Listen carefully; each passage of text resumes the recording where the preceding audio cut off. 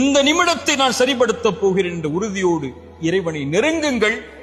உங்கள் வாழ்வில் எது இல்லை என்றாலும், எதை நீங்கள் இழந்திருந்தாலும் அந்த கவலையை இறைவன் நீக்கி அவனிடத்திலே நெருங்குவதற்குரிய வாய்ப்பை இறைவன் கொடுத்து, உங்களுக்கு எதை வேண்டுமோ அதை அவனிடத்திலே கேட்டுப் பெறுவதற்குரிய அவகாசத்தையும் இறைவன் நீட்டித்து தருவார்.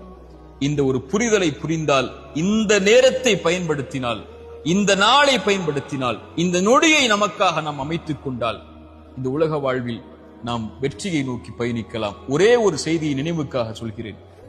நேற்று ஒரு உணவை சாப்பிட்டு இருப்பீர்கள். அந்த உணவில் உப்பில்லை என்று வைத்துக் கொள்ளுங்கள்.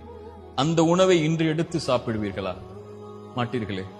அல்லது நாளை ஒன்றை செய்ய போகிறீர்கள் என்று எண்ணுவீர்கள். அந்த உங்களுடைய பசியை ஆற்றிவிடுமா? ஆற்றாது.